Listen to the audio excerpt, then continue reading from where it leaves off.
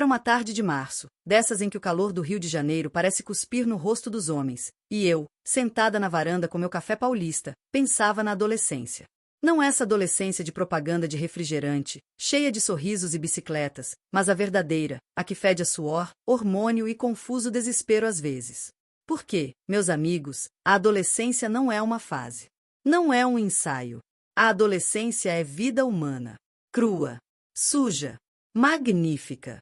Com todos os defeitos dos adultos combinada com a imaturidade quase infantil. A adolescência, essa flor obscena, desabrocha entre os 13 e os 19 anos.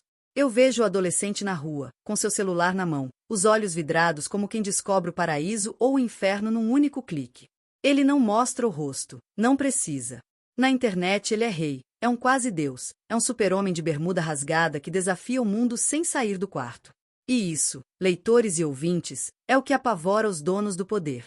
Os pais de olhos úmidos, os professores de giz na mão, os governantes de terno caro.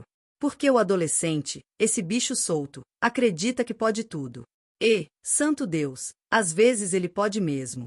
Lá em Londres, em 1688, os aprendizes de Barbarrala e os soldados uniformizados empurraram a Revolução Gloriosa como quem empurra uma carroça atolada.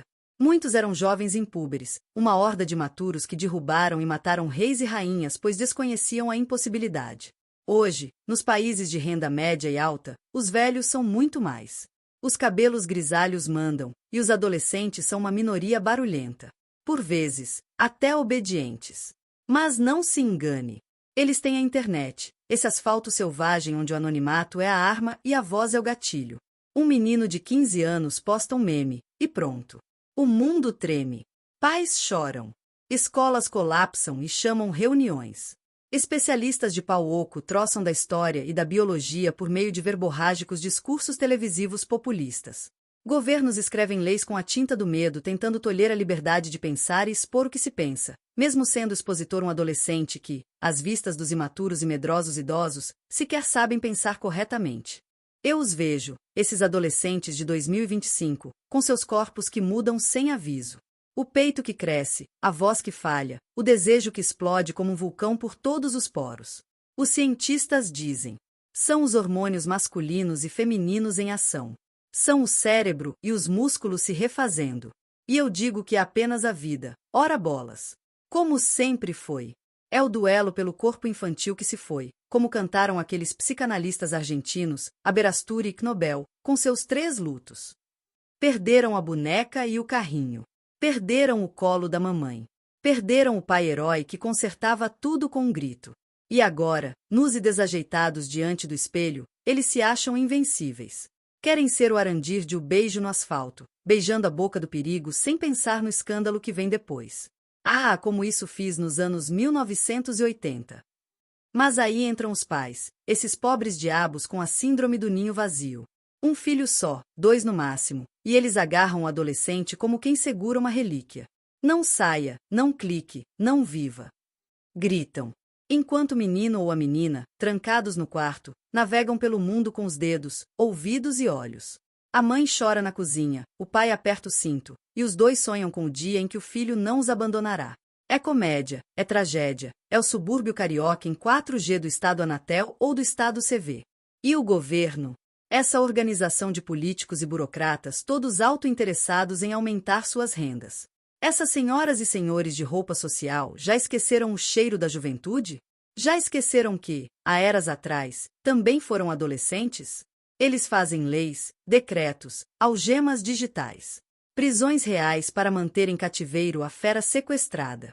Nos Estados Unidos, o pai tem que assinar para o filho entrar no Instagram. Na China, o relógio corta a internet à meia-noite, como uma Cinderela de pixels. Querem proteger, dizem eles. Proteger de quê? Da vida? Daquele impulso que derrubou reis em 1688, que incendiou Paris em 1789, que gritou, dançou, cantou e ocupou faculdades e as ruas em 1968? Não, meus amigos, eles querem é calar. E quem cala um na verdade quer calar todos que falam livremente. Porque o adolescente online é o mesmo que beijava o asfalto, que errava feio, que fazia o ilegal por acreditar no impossível. A inteligência artificial de hoje será o LSD de outrora em plena ação? Eu olho para trás e vejo os meus próprios erros de juventude. As noites de Copacabana. As intensas e derradeiras paixões que não explico. E afirmo: o adolescente é o super-homem que cai do cavalo. É a super-mulher que chora no banheiro e depois sai rindo com batom repassado. O adolescente não tem autocrítica, como eu já escrevi 1000 vezes, mas tem a força de quem ainda não aprendeu a ter medo. Aberasturi falava de lutos, Knobel de instabilidade, e eu digo que é tudo isso e mais um pouco. É o turbilhão hormonal desejoso ideativamente caótico tentando construir um mundo que se ajuste aos desajustes daqueles que aparentam adultos ser, mas que não são, assim como não mais são crianças. Mas hoje, em 2025, o mundo não é dos maduros, dos que seguram o leme com mãos firmes e fortes, como outrora foi. É dos velhos com seus pets, e cada vez mais pets, dos cabelos brancos, das incontinências, neoplasias e problemas articulares. Os jovens, os adolescentes, são cada vez mais raros. Diamantes brutos num garimpo seco. Cada vez menos crianças nascem. Cada vez menos crianças tornam-se adolescentes. Assim, pais, políticos e burocratas espertos não desejam retardar ao máximo o certo envelhecer? E ainda assim, apesar de toda a reação, o desejo adolescente não se curva. Não há lei, não há governo, não há regulamento que prenda essa chama. Ela escapa, suja e torpe, violenta ou solitária, no quarto escuro com o brilho do celular. Pode ser um grito nas ruas, um deslize na esquina tipificado no ancião Código Penal. Ou um suspiro escondido, mas ela se satisfaz. Ela sempre se satisfaz. Porque a adolescência é a vida humana em sua forma mais bruta, mais nua, mais potente, mais viva. E quem tem coragem ou poder de apagar essa chama? Por outro lado, parafraseando Nelson Rodrigues, envelheçam logo.